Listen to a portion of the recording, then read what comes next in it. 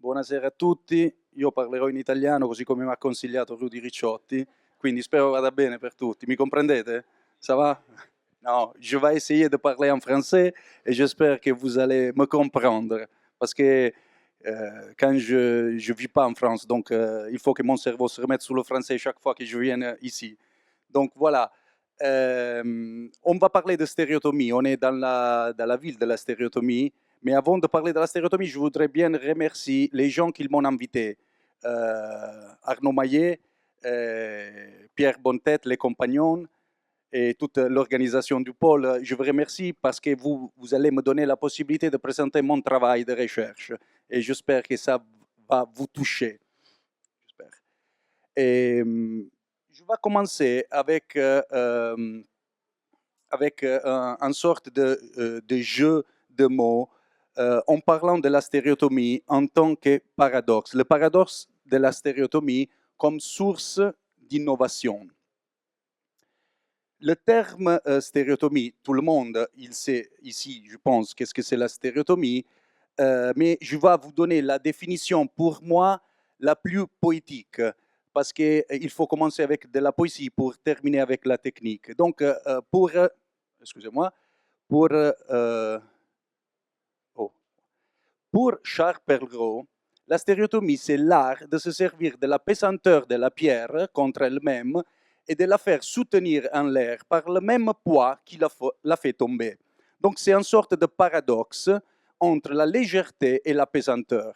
La légèreté, c'est la légèreté des formes que l'homme, l'architecte, il imagine, et la pesanteur, c'est la pesanteur de la pierre même. Donc dans ce paradoxe poétique, il y a toute une sorte d'écriture de toutes les possibilités qu'aujourd'hui on peut envisager pour travailler avec la pierre.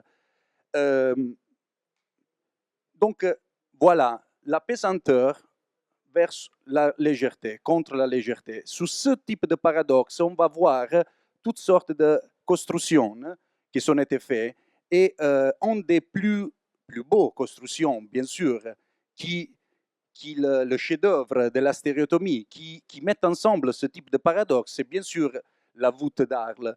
Et je vous conseille, si vous avez 5 minutes de temps, de voir les planches à l'entrée du salon. C'est un travail qu'on a fait, ça fait presque 5 ans, avec mes étudiants de la faculté d'architecture de Polytechnique de Bari, le sud d'Italie, où j'enseigne. Et on est venu ici à Darles pour faire avec le laser scanner tout le relevé de la voûte pour comprendre la configuration spatiale de la voûte, parce que ce n'est pas évident, mais c'est un travail exceptionnel. Et donc, si vous avez le temps, vous pouvez voir les planches. Si vous avez des curiosités, vous pouvez aussi me demander quel était le travail dans le détail. Charles Perrault, c'est quelqu'un de très intéressant. Tout le monde connaît Charles Perrault. Nous, on connaît la version poétique de Charles Perrault parce que c'est celui-là qui a écrit les contes de ma mère, Loy. Tous les contes que les enfants ont entendus depuis qu'ils étaient petits. Nous aussi, en Italie, c'était les histoires les plus traduites dans le monde entier. Donc, ce sont les histoires que depuis qu'on était enfants, ils ont nous fait imaginer, ils ont fait éclater la fantaisie. Donc, avec la fantaisie, Charles Perrault, il a travaillé aussi sur la stéréotomie, sur le paradoxe. Et sur le paradoxe, on peut aussi travailler aujourd'hui. La légèreté des formes qu'on peut imaginer avec la pesanteur de la pierre. Parce que c'est la pesanteur qui nous fait toucher la pierre dans son réel domaine. Et Charles Perrault, il avait un frère, Claude Perrault, médecin, tout le monde. Je vais faire un peu d'histoire que vous connaissez bien sûr, qui c'était un médecin à l'intérieur de l'architecture. Donc, ce sont été les deux frères Perrault qui l'ont d'un côté fait la poésie de la stéréotomie, que c'était l'arme de l'architecture française quand elle voulait se détacher dans le royaume, dans le conditionnement de la Renaissance italienne. Pour sortir dans le domaine culturel de la Renaissance italienne, ils se sont inventés la force de la France à travers la stéréotomie, parce que la guerre entre les Français et les Italiens, c'est une guerre positive. C'est une guerre ancienne et ça tombe aussi dans la stéréotomie, dans l'art de l'architecture. La stéréotomie, ce n'est pas présente dans les traités d'architecture italienne, parce que c'était quelque chose de vulgaire, toucher la matière, c'était les ordres, la proportion, les concepts spirituels. En France, la stéréotomie, ça rentre avec Philibert Delorme dans le premier traité d'architecture, et c'est la moyenne pour combattre l'architecture italienne et pour comment dire, se franchir de l'architecture italienne. Ils le font bien parce qu'ils chassent la façade de Gian Lorenzo Bennini pour la façade de Claude Pedro, la façade du Louvre. Donc ça, c'est un moment très important pour la définition de l'État français. Le terme, je vais faire un tout petit discours sur la sémantique du terme et les relations morphologiques entre les termes. 5 minutes, si vous me permettez ça, mais c'est très important pour le discours que je vais faire. Tout le monde sait que le terme stéréotomie, c'est sorti pour la première fois dans le libelle de Jacques Curabel. Jacques Curabel, c'était le meilleur appareilleur de France, qu'il a combattu contre le meilleur géomètre de France, Girard Desargues. Donc les deux, ils parlaient tous les deux de l'art du trait géométrique, l'art de tracer pour couper la pierre. Mais avec le très fort débat entre Curabel et Desargues, la théorie géométrique d'un côté et la pratique professionnelle de Curabel, l'appareilleur, dans ce débat, c'est terminé aussi à travers des guerres judiciaires, ils se sont battus, ce n'était pas un débat sympa. Pour la première fois, ça sort le terme stéréotomie dans le libelle de Curabel. Mais qu'est-ce que ça veut dire stéréotomie? D'où vient le terme stéréotomie? Ça, c'était des recherches que moi j'ai fait et je trouve que ce sont très intéressants pour la suite que je vais vous expliquer. Bien sûr, si on va taper sur Internet stéréotomie, ça vient du grec. C'est un mot formé de deux parties. Stéréotomia. Stéréo, c'est le solide. Tomia, c'est la taille. Donc, tailler quelque chose de solide. Et pour une approximation, comment dire, pratique, on dit la taille des pierres ou la taille du bois. Donc, c'est quelque chose qui s'est devenu pratique, donc quelque chose relié à la pratique, pas en élévation culturelle. Tout de suite, c'est devenu la taille des pierres. Mais si on regarde bien la question, on rentre dans un discours que je trouve très intéressant. Je n'ai pas le vérifié jusqu'au fond, mais je vous le propose. Et ça dépend de quoi? Ça dépend de la vision que l'homme a eue du monde. Alors, vous savez, on n'est pas arrivé à la découverte de la sphéricité du monde, de toutes les planètes en bref temps. On a mis des siècles. Tout au début de l'imagination de la Terre, il y avait une image, une des images plus reconnues par l'Église, parce que l'Église, il était la première fonte d'acculturation des gens. On avait l'idée que la Terre, c'était en forme de tabernacle. Vous voyez, en forme de tabernacle. Ça, ce sont les tout premiers manuscrits par rapport à ça. Et le tabernacle, c'était composé, tout fermé, dans une grande montagne. Le soleil, ça tournait autour de la montagne. Donc, quand quelqu'un s'y trouvait dans un côté, c'était la nuit, et le soleil au contraire. Donc, l'explication du jour et de la nuit, c'était par rapport à où se posait le soleil dans la montagne. Et le ciel, donc la terre, c'était oikonoumene, la terre connue en grec, et le ciel, voilà, c'était le stéréo. Donc, la voûte du ciel, c'était stéréo. Donc, stéréo, on ne doit pas imaginer quelque chose de solide, mais il faut imaginer paradoxalement quelque chose de très léger. Stéréo, la voûte du ciel. Mais pourquoi ça? Si on commence à imaginer, ici en grec, il est écrit aussi stéréo. Et qu'est-ce que ça veut dire ça? Ça, c'est une des représentations du Moyen-Âge. C'était un secret. La map de Indaco, Peleuste, c'était le dessin du tabernacle. Et jusqu'en 1600, Galiléo, il avait du mal à expliquer que la Terre, c'était pas comme ça. Hein. La partie connue, c'était de cette forme-là. Et le ciel, c'était le firmamento o stereoma. Stéréo, stéréoma. Qu'est-ce que ça veut dire ça? Et le ciel, c'était dessiné en forme de voûte, en berceau, ou coupole.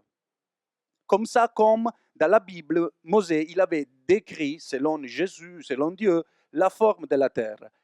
Alors, en grec, stéréoma, en latin, firmamento, et la description, c'est une description toujours de forme géométrique. Le stéréoma, c'est la voûte du ciel étoilé. Le stéréoma, c'est stéréo, da aster. Aster, ce sont les étoiles. Astérisque, aster, l'étoile. L'étoile fixe. Donc, si on a quelque chose de fixe, immutable, aster, stéréo, de dérivation, firma, fermo, firme, donc fixe, firmament, l'étoile fixe, pointe fixe solide. Donc la solidité de la pierre, ça vient d'un terme qui représente la solidité des immutables des étoiles fixes. Donc qu'est-ce qu'on fait en réalité? On coupe la pierre ou on coupe la voûte du ciel. Donc ça change tout. Parce que si on imagine de couper la pierre, on reste dans la matérialité pragmatique des tailleurs de pierre. Mais les tailleurs de pierre, ils ne vont pas couper la pierre, ils coupent la voûte du ciel, la représentation de la voûte du ciel. Donc c'est une référence spirituelle à quelque chose de plus grand du travail même que le tailleur de pierre il fait. Il essaye de rationaliser quelque chose que c'est la couverture du ciel où il pose les yeux quand il regarde les étoiles fixes. Donc ça devient des principes disciplinaires. Et c'est un tailleur, un appareilleur, Courabel, il arrive à travers ce sorte de morphologie terminologique et sémantique à donner pour la première fois à le métier une valeur absolument spirituelle, philosophique. Les représentations, vous pouvez vous amuser à trouver toutes les représentations de la Terre, du monde. Ce sont des représentations qui ont une représentation de la voûte du ciel.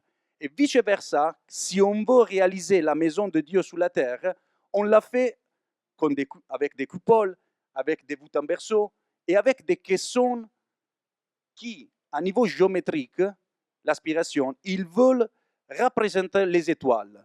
Toute l'histoire de la couverture des églises, des espaces voûtés, ce n'est pas une invention de l'homme. L'homme, il n'invente rien. Il regarde et donne une réponse qui, à niveau paradoxal, c'est faux.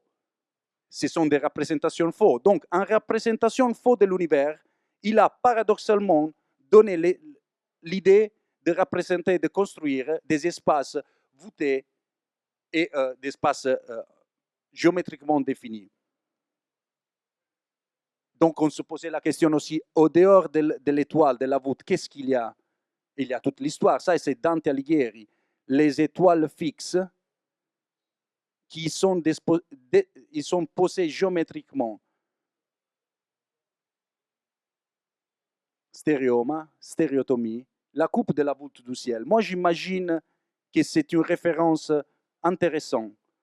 Imaginez le terme stéréotomie, pas seulement comme, je répète, la taille de quelque chose de solide, de rigide, mais quelque chose qui représente l'immatériel, le ciel des étoiles fixes. Donc, à partir d'une erreur sur l'interprétation du monde, à la création de merveilleuses coupoles et voûtes en pierre. Ça, c'est l'idée que j'ai par rapport à un travail sur la stéréotomie qu'on peut la reprendre aujourd'hui. Donc, si on reprend un travail sur la stéréotomie avec un idéal spirituel, philosophique, on pourrait peut-être amener la stéréotomie vers un nouveau monde, vers une nouvelle approche contemporaine. Bien sûr, on peut voir comment le paragone entre le dessin de la géométrie sur les voûtes, ça, il y a la transposition entre les traités et l'interprétation du ciel. Et quand on imagine les coupoles des caissons partagées en solide platonique, on imagine toujours ça, donner les formes qui représentent le ciel, avec une fixité, avec une géométrie précise. Bien sûr que c'est une erreur d'interprétation, parce que bien sûr qu'on sait que les étoiles fixes, ils ne sont pas dessinés avec une géométrie platonique, ils sont disposés dans l'univers Et Galileo Galilei, il est mort en défendant l'idée du chaos par rapport à la géométrie que l'Église il imposait. Et aussi Philibert Delorme, il se rapproche à sa stéréotomie par rapport à les orbites du ciel. Et quand on imagine dans l'Harmonia Mundi de Kepler le rapport entre l'harmonie du ciel et l'infinitement grande par rapport à l'infinitement petit, on peut imaginer et on peut concevoir finalement l'idée de la tessellation. La tessellation de l'espace, ça vient toujours de l'idée de pouvoir montrer la géométrie de l'harmonie du monde, du ciel. Et la tessellation de l'espace, c'est l'appareil. Donner géométrie à une voûte, c'est tesseller l'univers. Vous imaginez le merveilleux travail des frères Lefranc pour donner à l'espace voûté une géométrie stéréotomique parfaite, géométriquement impeccable. Et bien sûr, si on suit l'évolution de la géométrie par rapport à l'univers, parce que vous imaginez aussi le passage, quand on a découvert l'Amérique, on était prêt à utiliser le planisphère, donc on a développé la sphère avec le planisphère. Et les techniques de développement de la sphère à travers le planisphère, ce sont les mêmes techniques pour le développement de la coupole. Donc la géographie et la géométrie de la Terre ou de la voûte, ce sont les mêmes. Et si on imagine d'évoluer par rapport à ça, on peut aussi imaginer la représentation topologique de l'univers comme Galilée il nous a enseigné. Donc on peut suivre la topologie de l'univers. Donc on peut déformer l'univers selon des géométries qui ont été inconnues avant que la stéréotomie s'était tombée. On peut l'imaginer aujourd'hui. Et nous, on a fait des choses par rapport à ça. Ça, c'était une présentation un peu théorique par rapport à notre travail. Nous, on a commencé à jouer avec la stéréotomie et à construire des ouvrages en partant des éléments stéréotomiques très impressionnants. Tout le monde connaît le brevet de l'ingénieur marseillaise Joseph Abeille sur la voûte plate. Une voûte tout à fait plate, c'est un paradoxe aussi ça, on ne peut pas avoir une voûte plate, mais qui ça marche grâce à un caillou morphologiquement créé pour s'encastrer. Donc le terme encastrement, emboîtement, c'est un terme très important pour la stéréotomie. L'entrelacement, l'encastrement, ça c'est fondamental. Donc on a imaginé, on a construit aussi des prototypes par rapport à ça, et on a commencé à utiliser la géométrie topologique, donc à dire qu'est-ce qui se passe si on arrive à déformer la voûte plate du brevet d'abeille de l'ingénieur marseillaise et le faire devenir un portail d'entrée. Et là, on s'est vraiment amusé. On a présenté à la Biennale d'architecture de Venise de 2006 le premier portail abeille, donc une déformation cylindrique qui s'amène à l'utilisation de deux cailloux types, donc entrelacés. Et qu'est-ce que ça veut dire ça? Ça veut dire pour nous mettre ensemble l'histoire, mettre ensemble le sens de légèreté à niveau paradoxal par rapport à la pesanteur de la pierre même. La pierre, il a besoin de pesanteur, mais il a besoin aussi de la légèreté figurative pour, comment dire, pour s'éloigner d'une sorte de description qu'on a de la pierre, que c'est quelque chose d'ancien, quelque chose de lourd, quelque chose de pas utilisé. Au contraire, il n'existe pas dans l'histoire des matériels anciens ou des matériels modernes. C'est la manière de travailler le matériel qui fait la différence. Et la manière de travailler la pierre, c'est notamment le patrimoine de l'humanité, c'est le patrimoine notamment français. Donc le patrimoine immatériel, le patrimoine immatériel de savoir-faire, de transformer quelque chose de lourd, quelque chose de visuellement léger, c'est le vrai patrimoine des compagnons de devoir, des tailleurs de France et toutes les autres associations que j'ai connues. Donc l'entrelacement, l'encastrement, on n'utilise pas ici de l'acier, mais on peut aussi l'utiliser. On peut aussi imaginer de travailler la pierre pour donner des complexités encore plus fortes. Donc, des surfaces de contact de géométrie complexe. Pour faire quoi? Pour réaliser des ouvrages. On a fait avec des étudiants. Moi, je fais ce type d'expérience avec des étudiants du 5e année du Polytechnique de Paris. On fait toujours des stages pour essayer, pour prouver, pour démontrer que la pierre, c'est possible à l'utiliser. Là, c'est un ambier. appareillé avec un appareillage complexe. Ça sert à quoi ça? Le pont en biais, je ne sais pas si vous savez, les ponts en biais, ce sont les ponts qui ont été bâtis au début de 1900 pour le traversement des chemins de fer. Donc, chaque fois qu'on avait un passage en biais, on construit un pont en biais. Donc, c'était un pont pas orthogonal à la direction du train, mais en biais, oblique. Et donc là, c'était un problème immense de chargement de poids du chemin de fer, du train qu'il passait. Donc, ils ont été inventés par la stéréotomie des appareillages impressionnants qui ont été faits des ingénieurs, mais vraiment intéressants du point de vue esthétique. La consubstantialité, donc mettre ensemble l'esthétique et la pratique et la construction. L'esthétique, ce n'est pas quelque chose qu'on attache plus tard. On ne va pas attacher, mais on le fait naître ensemble. Donc ça, c'est le valeur de la stéréotomie. On a la force, on a l'esthétique et la construction ensemble. Et là, on a, vous voyez, c'est un biais, donc il faut régler avec un sommier incliné dans un côté et de l'autre côté opposé. L'appareillage, c'est un appareillage optimal pour le tremblement de terre parce que c'est ostéomorphique, donc ça reprend de l'ossature humaine. On a fait des essais aussi de mouvement. Là, on va présenter au Marmomac un autre travail avec une entreprise suisse. On fait des blocs, on a mis au point avec un professeur australien un bloc ostéomorphique, donc les connexions, ce sont des connexions complexes qui donnent la possibilité de bouger. Parce que pour affronter le problème de tremblement de terre, il faut faire bouger les structures, il faut dissiper l'énergie. Et la pierre, il peut le faire. Parce qu'il a déjà fait. Si vous allez voir tous les ouvrages ottomanes, les ouvrages des gens qui se sont affrontés par rapport au problème de la pierre dans des endroits parasismiques, il faut faire le mouvement. Il faut donner la possibilité de ne pas focaliser les pressions. Donc, on a réalisé un prototype avec les étudiants qu'on va monter bientôt. Et là, bien sûr, c'est un c'est une chaînette. Donc, la forme, c'est une chaînette. Donc, c'est optimisé dans le point de vue statique. En plus, c'est précontrant parce qu'on a une armature à l'extrado. Et donc, l'idée ostéomorphique de faire bouger la structure. Et là, le brevet qu'on a mis au point d'un seul caillot qu'on peut l'utiliser pour créer des murs qui peuvent créer les situations à l'angle, toujours la même forme, des piliers. On peut refaire le retour, toujours la même forme qui s'emboîte pour construire un mur porteur très performant. Donc là, vous voyez bien sûr les machines qu'il taille. Ça, c'est du marbre. Il taille au contrôle numérique. Il y a bien sûr toute la partie, c'est numéroté.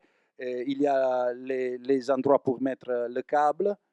Et on a continué à imaginer la possibilité d'emboîter les pierres pour créer des coupoles, bien sûr. L'idée du ciel, ça revient toujours. Et ça, c'est au Salon del Mobile. On a présenté ce type d'appareillage, toujours sur le plan, le même caillot qui s'arrête. Donc, le rythme, la répétition, le son éternel. Donc, ici, il y a, vous voyez, le montage. Et on a réalisé, je vais vous montrer un petit travail, mais très, très intéressant. C'était la coupole du bagne turc du premier ministre du Qatar. C'est un tout petit dôme par rapport à l'immense maison du premier ministre, où on a eu la possibilité, la chance de pouvoir réaliser un voûte avec des appareils, avec une coupole, avec des appareils, un appareil complexe. Donc ça, c'est les travailleurs qui ont travaillé sur ce projet, ce sont des entreprises françaises, notamment il y a Luc Tamborero, compagnon, qui maintenant il vit chez nous en Italie, donc on partage, on est des frères. On a l'entreprise SMBR, c'est une entreprise du patrimoine vivant qui a taillé la pierre, et Luc et Arnaud qui l'ont monté au Qatar, la voûte. Donc l'idée c'était de construire en coupole avec des encastrements très complexes, mais en minimisant la différence de caillots. Donc, tout le projet, ça part d'un croquis, bien sûr. Ça, ce sont des croquis, ce sont mon croquis que je suis tout le temps à faire des dessins d'encastrement. Et donc, on avait fait des petits livres, des bouquins, des essais avant, hein, parce que le projet, ce bouquin s'est tombé sous les mains de quelqu'un qui l'a trouvé intéressant. Il a proposé le travail pour le Qatar.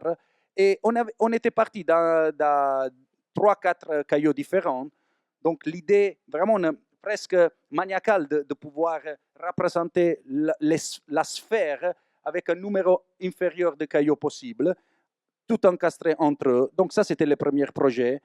Après, on l'a optimisé, on a bien sûr utilisé des softwares paramétriques, des logiciels, pas software, des logiciels paramétriques variationnels. On a fait des essais sur la porosité, donc combien on peut ouvrir ou fermer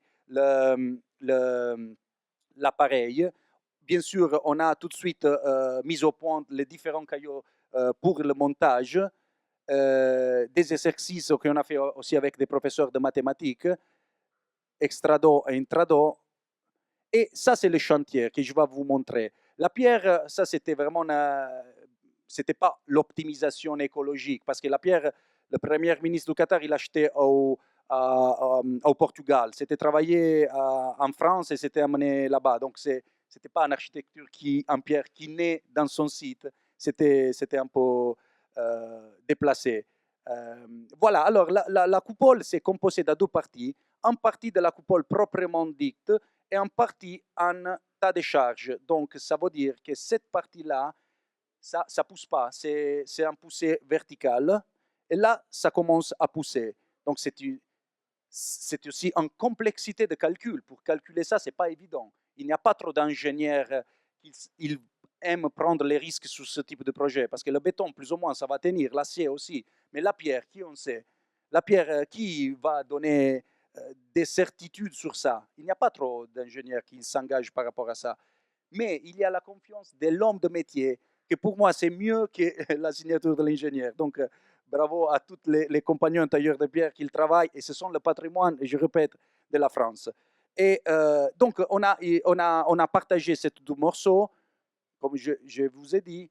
Là, il y a toute l'image des différents cailloux, le différent positionnement dans l'espace, les éléments, le développement de chaque caillot pour faire des essais avec les étudiants, le calcul. Là, on a utilisé un logiciel CASTEM que les ingénieurs l'utilisent pour les centrales atomiques de France. Vous imaginez quelle complexité.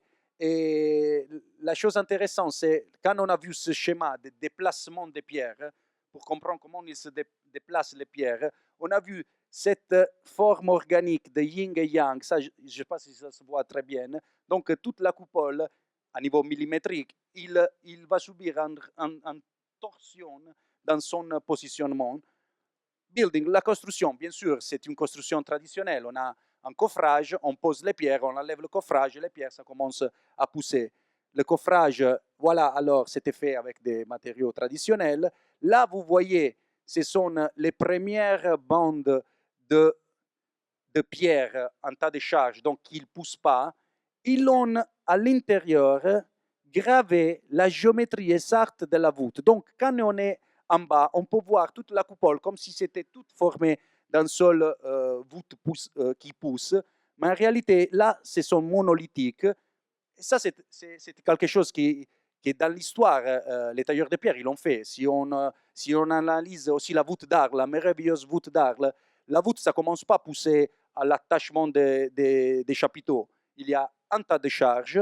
Il y a des incisions aussi, des encrustements, des lignes horizontales qui donnent la beauté de la voûte. Et après, ça commence à pousser un peu plus en haut. Parce que la poussée, ça va rentrer dans la chaînette. Donc, à ce point-là, ça ne pousse pas. Ça peut être dangereux. Donc, on a monté un coffrage fait en polystyrène où on a fait une gravure de l'exact positionnement des cailloux. Voilà, ça c'était taillé bien sûr au contrôle numérique. C'est la moitié du polystyrène avec des autres polystyrènes plus rigides pour parfaitement tomber sur les trous. Les couleurs, bien sûr, ce sont en référence à les cailloux différentes, parce que là, il y a le problème de micro-différences entre cailloux. Donc, si on ne le marque pas bien, on peut facilement tomber sur le caillou différent, et donc ça devient un problème après pour fermer toute la coupole. Et les cailloux, ils ont été bien sûr, on a fait une simulation de montage à l'ordinateur. Après, c'était fait directement avec les pierres. Donc là, vous voyez comment, à un niveau réciproque, un caillou s'appuie sur l'autre. Donc, il y a de la poussière, il y a de rotation, de la torsion, il y a un comportement réciproque entre les différents cailloux. Là, le coffrage s'est enlevé. Et ça, c'est mon cher ami Luc Tamborero qui a dû être là, qui a géré tout le projet. Compagnon, la persévérance d'Arles. Je le dis, lui, c'est celui-là qu'il a étudié. Il a persévéré pour tracer la voûte, pour découvrir le secret de la voûte d'Arles. Ça, c'est la coupole montée directement. Et donc, on peut s'amuser à trouver la géométrie platonique, les triangles, les hexagones, dans cette disposition de l'harmonie du ciel. Ça, ce sont des photos que j'ai fait presque quand ils ont été en train de nettoyer la coupole, à la fin du montage. Donc, pas d'acier, pas de fer, compression. Et la pierre, c'est léger, mais c'est pesant. C'est lourd. Là, vous voyez, chaque caillou, c'est quand même lourd. Chaque caillou, c'est presque 60 kg. L'emplacement, c'est là-dedans. Là, c'est toute la maison. On voit la coupole dans l'extrado, dans l'intrado, la poussière pendant le travail.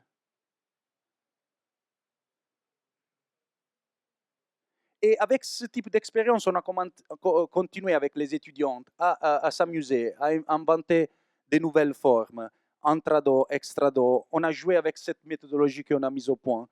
Et on a inventé beaucoup de projets contemporains. Certains sont en train de se réaliser.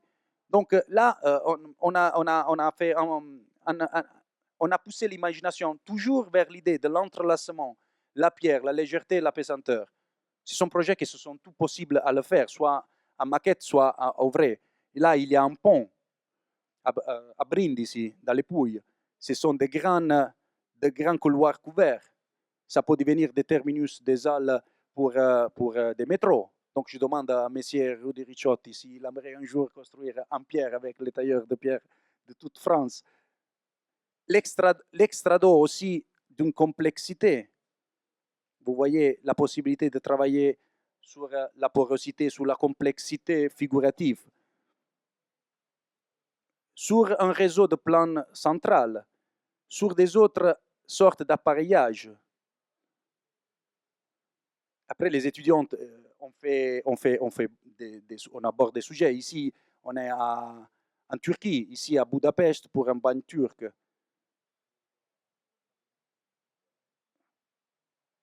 Ici, c'est une voûte annulaire. Là, on commence à être encore plus complexe. Donc, la recherche de la complexité, mais ce n'est pas nécessairement infaisable. On peut le faire, on peut l'optimiser, on peut le calculer, on peut le faire. La pierre, on peut pousser la pierre vers de nouveaux marchés. Ça, c'est possible. Il faut seulement avoir du courage, comment dire. Il faut seulement, je ne sais pas quoi faire. Il faut seulement s'entraîner vers la complexité. Et oui, bien sûr, ils m'ont dit, mais ça, ce sont des choses seulement pour riches. Mais on commence à voir si c'est possible s'entraîner par rapport à ça. C'est déjà un jeu spirituel que les chefs-d'œuvre des compagnons déjà sont pleins dans cet esprit.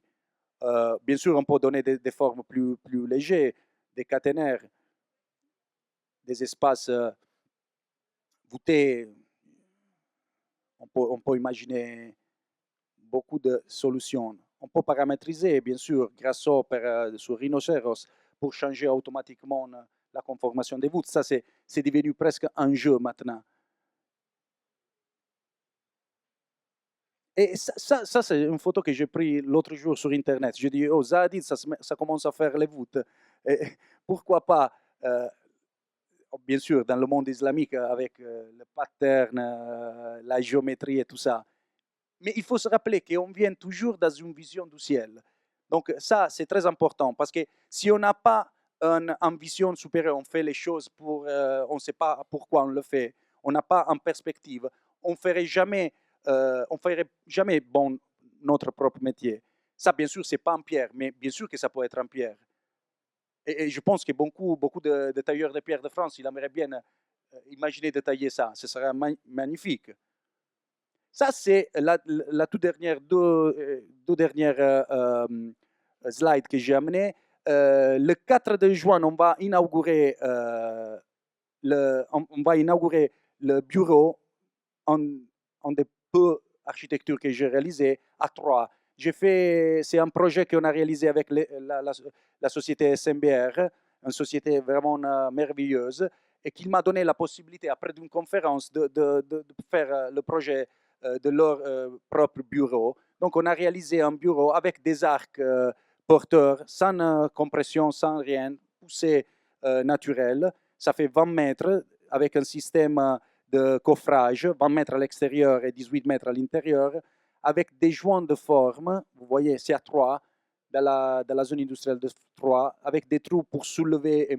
Et chaque arc monté dans une journée. Incroyable.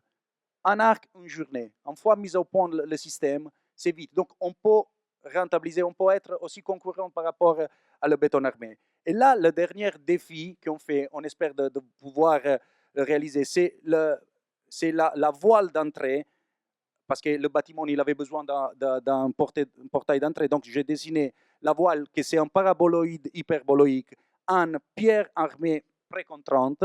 Donc, s'il y a des surfaces réglées, on peut mettre une barre de post-tension. Ça, c'est la règle générale.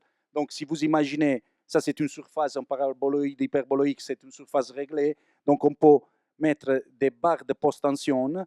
On crée automatiquement dans la section transversale l'arc paraboloïde qui est optimal pour la décharge des charges sur les sommiers.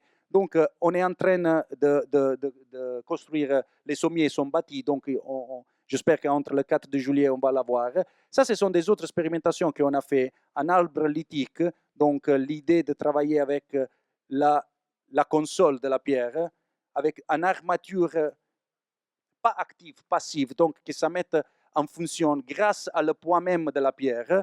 Donc, ce sont des systèmes très intelligents qu'on n'a pas inventés nous. On a vu sur les chantiers de restauration. Quand on travaille avec des entreprises de restauration, on peut voir, en découvrant toute l'ancienne structure, comment les structures de 1600, 1700 sont été armées avec des systèmes vraiment intéressants, bien sûr avec le fer, pour faire des corniches à console. Il y avait des systèmes notamment à Saint-Sulpice. Moi, j'ai eu l'honneur de pouvoir suivre le chantier grâce à le compagnon.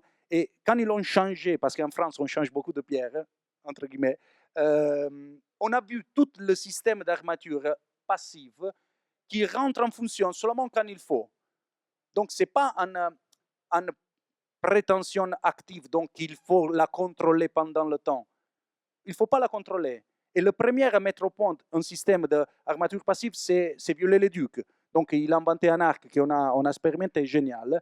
Ou sinon, on s'amusait à faire une tenségrité. Donc, on l'appelait tenségrilithique, donc la première tenségrité lithique, où les barres, les barres sont en pierre et les câbles travaillent uniquement à compression. Donc, ce sont des pierres, des lastres de pierre et les câbles. Et c'est 6 mètres d'auteur. On ne croyait pas que c'était possible de faire travailler la pierre pour des colonnes très grandes. Bien sûr, il y a le poids de stabilisation. Et ça, c'est l'image de la voile du paraboloïde qu'on va terminer avant d'aller en vacances. Ça, ce sont des derniers stages. Je fais un peu de publicité. Qui veut faire des stages avec nous? C'est un projet qu'on fait à Massa Carrara, avec le marbre blanc de Carrara. C'est un autre projet. On l'appelait la libellule. Donc, ce sont des grandes masses de pierre qu'ils grâce à le repérage du point d'équilibre, on va faire voler. Donc, c'est la pierre vraiment qui va être léger. C'est un peu symbolique, allégorique, la reprise de la forme de la libellule, mais c'est extraordinaire. On a fait déjà des maquettes. Donc, si on trouve exactement, et on peut le trouver, parce qu'avec les ordinateurs, le point de gravité, on peut faire appuyer la pierre sur un seul point et la pierre, il va automatiquement flotter dans l'air et c'est vraiment incroyable. Et en plus, il va bouger s'il y a un peu de vent. Donc, on va capter l'énergie à la tête de la libellule. Donc, ça, ce seront les 2 libellules qu'on va amener au Marmomac de cette année. Et voilà, merci pour l'attention. Excusez-moi pour mon français.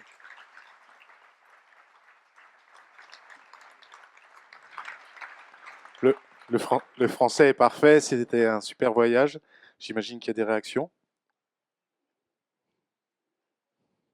des commentaires. Rudy, rien à dire de plus? Ah, une question. Marine, sois gentille. Giuseppe, merci. C'était juste pour avoir ton positionnement. Tu dis que toi-même qu'il y a un gros travail d'ingénierie à faire pour accompagner les architectes et les tailleurs de pierre dans leur réalisation. Et par exemple, tu fais ce travail sur les joints courbes qui peut avoir un intérêt sismique, donc potentiellement qui pourrait à terme éviter qu'on mette des chaînages dans tous les coins, dans tous les angles, de partout, en béton armé dès qu'on veut construire en pierre. Et tu poses un brevet. Alors, qu'est-ce que ça veut dire en fait? Ça veut dire qu'on ne peut pas le faire comme ça, on ne peut pas faire des joints courbes. Quelle est l'implication et quelle est ta démarche en fait? Non, le brevet, c'était un brevet qu'il a déposé, ça fait déjà des années, un professeur australien qui s'appelle, sur ce type de caillou, qui s'appelle Yuri Estrin, qu'il avait fait pour des petits blocs en acier, pour des assemblages pour l'espace. Donc lui, il avait déposé ce brevet sur ce type de caillou spécifique. Nous, on l'a repris et on l'a amené à la pierre. Donc tout le monde il peut l'utiliser. C'est la géométrie spécifique de ce caillou qui s'était breveté déjà, ça fait des années, sur l'industrie mécanique aérospatiale. Donc c'est libre, tout le monde il peut faire, doit faire ça.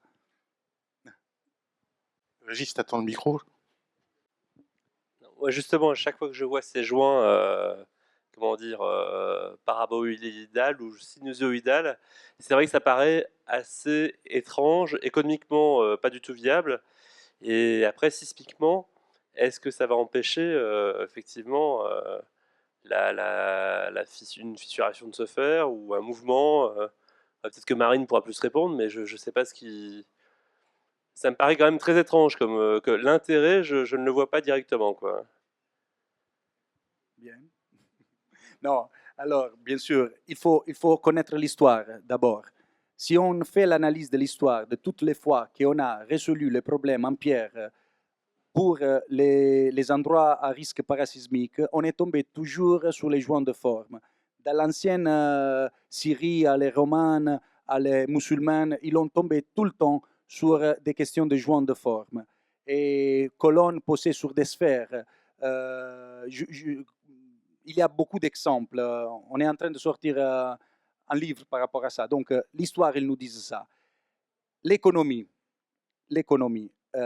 L'économie, c'est un faux problème parce que il faut voir quelle technique on utilise, comment on optimise la pierre, combien de temps on optimise le travail de la pierre, quel type de pierre on fait, le robot, comment on le dispose pour couper plusieurs tranches de pierre. Ça dépend. Il y aura certains projets qui seront chers, certains autres projets qui peuvent être plus économiques d'autres matériels. Donc, chaque fois, il faut organiser et savoir comment aborder le problème. Donc, on ne peut pas dire en général c'est plus cher, donc je ne trouve pas l'intérêt par rapport à ça. L'intérêt, après, tu le trouves dans toi-même. Si tu analyses ton genou, tu ne vas jamais trouver une surface plate de focalisation de pression. Tu vas trouver virtuellement quelque chose de doux qui te permette de promener. Et la promenade, c'est comme le tremblement de terre. On fait faire une promenade dans le bâtiment. Si tu as des focalisations de pression, tu peux avoir un pourcentage plus de risque par rapport à quelque chose qui peut bouger. Ça, je ne le dis pas seulement moi, c'était testé, c'était prouvé, hein, mathématiquement. Question de Gaël Hamon, graphique et patrimoine. Merci Giuseppe pour cette brillante démonstration. Je me posais une question un peu inverse. Si on enlevait la machine, qu'on prenait le travail manuel comme on le connaît toujours, et qu'on simplifiait les formes à l'extrême, pour que quelqu'un, en faisant des formes extrêmement simples, mettons une toute petite variété de formes qu'on pourrait assembler les unes aux autres, un peu comme du Lego. Est-ce que vous travaillez là-dessus pour justement dans des pays, ou pas que des pays sans valeur industrielle, on pourrait réaliser de façon extrêmement simple des formes aussi complexes? Oui, alors merci de cette question parce que c'est très intéressant.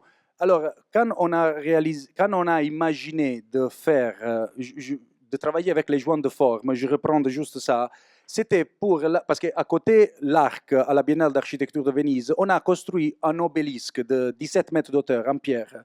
Donc c'était une expérience très intéressante parce que l'obélisque, naturellement, c'était monolithique.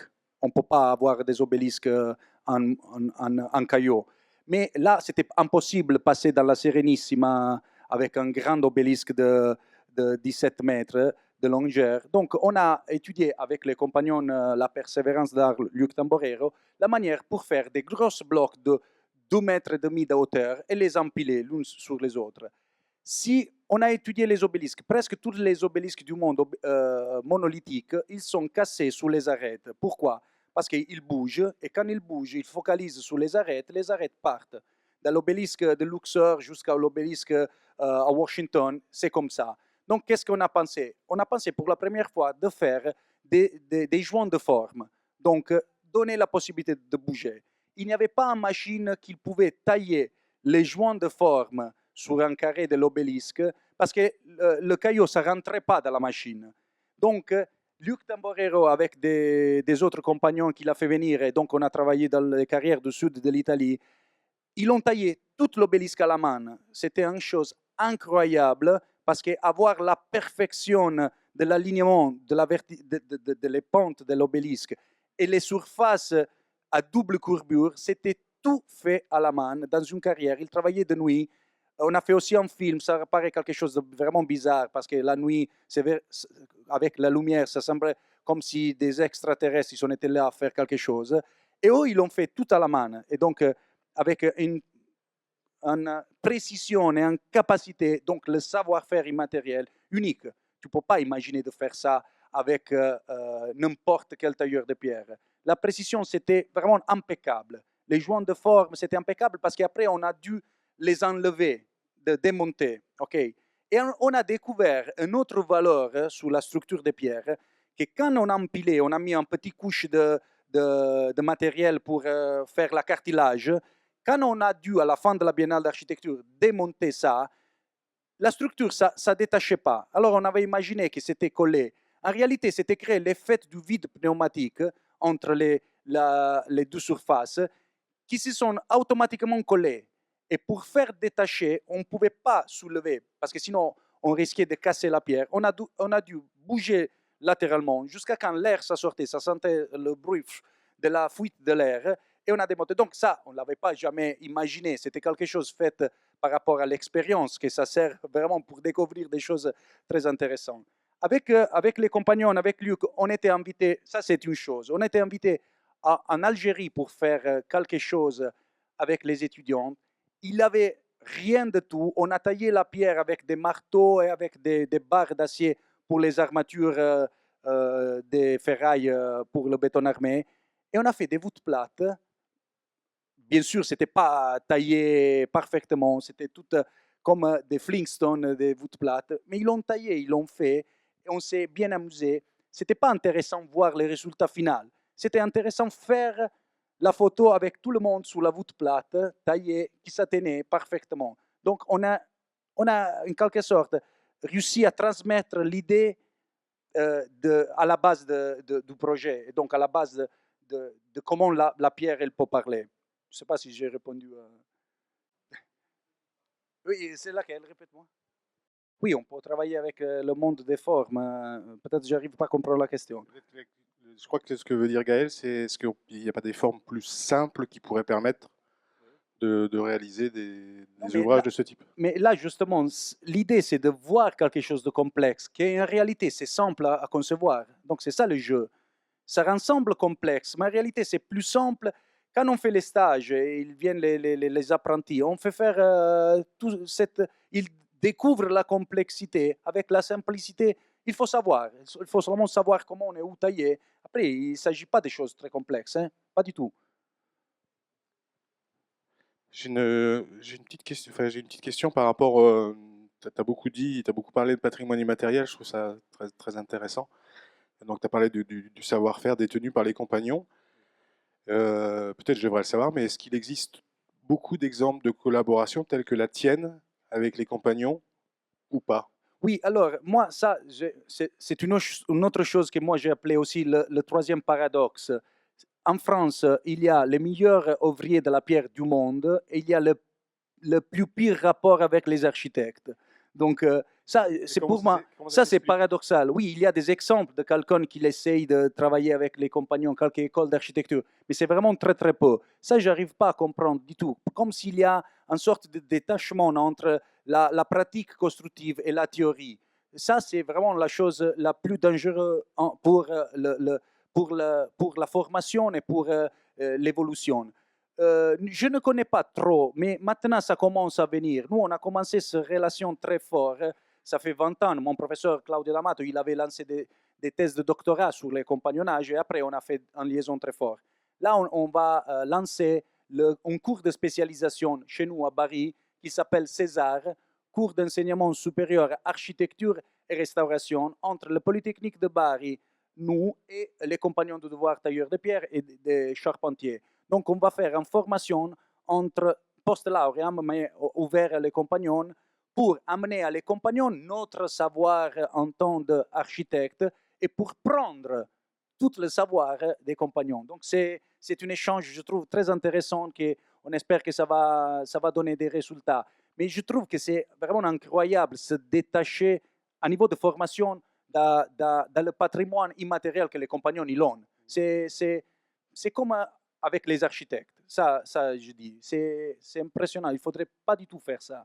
Il faudrait trouver beaucoup de moments de collaboration, de coopération, parce que comme ça, on peut améliorer l'une l'autre. Moi, j'ai appris beaucoup de choses en travaillant avec les tailleurs de pierre compagnons, et je pense qu'eux, ils ont appris aussi quelque chose de moi. Donc, c'était partagé 50-50. Donc, c'était très bien. Je partage avec toi ce sentiment de paradoxe. Si humblement aujourd'hui, par ton intervention et la collaboration avec les compagnons et ces journées autour de la pierre, on avance un petit peu, ben c'est tant mieux. Merci.